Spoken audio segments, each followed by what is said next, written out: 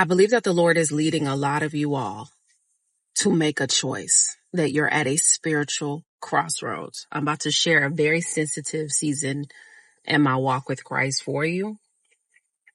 It may not make sense. Some of you, it will bear witness, to each their own. This was during a season of prayer and fasting.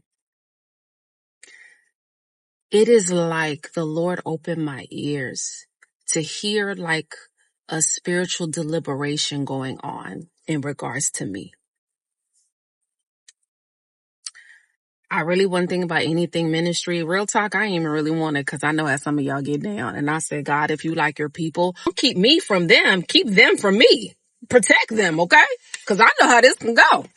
And when there's a season of breaking, and when you truly love God, y'all, there's some things that you might want, but because you love him, you're like, I'll lay it down. Even if it's part of my plans, the 5-10 year plan I have for my life, and if it's contrary to what heaven has for me, and if it's contrary to what it is recorded in the volume of the books for Tasha, I'm going to drop it and abandon it.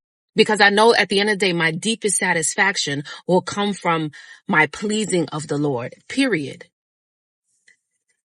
And I felt like I was presented two options. God was like, I'll use you either way you go. He said, I'll use you either way. But one particular path requires a little bit more than the other. One particular path, even other believers that say that they're Christian, you will not be understood by them. Even people you call your friends, you will be irritating to them. People you know, people on social media be like, oh, she always got something to say. There's always something wrong with everything. Everything's demonic. Maybe there was a path that I know if I chose, even though this is the will of the Lord for my life, this is his preferred path for me, I still had a choice. It was presented to me. Some of you are in this season right now, and you're like the church status quo. It don't do nothing. There's some people, they're so, they're very comfortable in it. Me no comprende. I don't understand. There is a spiritual status quo you are irritated by in your spirit. And if you know this is you, you know who I'm talking to. If you see this video, God is calling you to make a choice. It might look a little bit different than from what you seen God did with your grandmother, your mama, your uncle, your daddy, the people around you. It might be peculiar. You're going to have to run up against a lot of things that Jesus ran up against.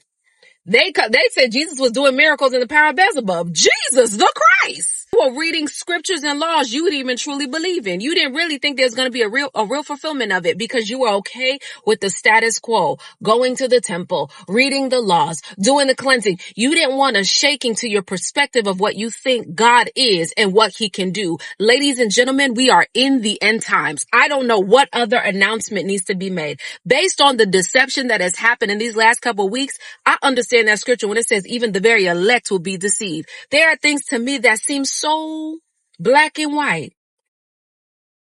There's been confusion about what the word explicitly says. So I pray that if you are in this crossroads, I pray that I know the path is narrow. I know you will not be understood. I know there's some invites you can't take, and there's some people, they're going to just stop inviting you. There's even some churches you can't go. There are even some pastors you won't be listened to anymore because there's another path. I pray that you will make the right decision. Either way, God will use you, but there's a path normally that you know is God's perfect plan for your life. Even talking about it, I'm trying to chill out because it's like, ooh, is this the fear of the Lord? I'm scared. To each their own.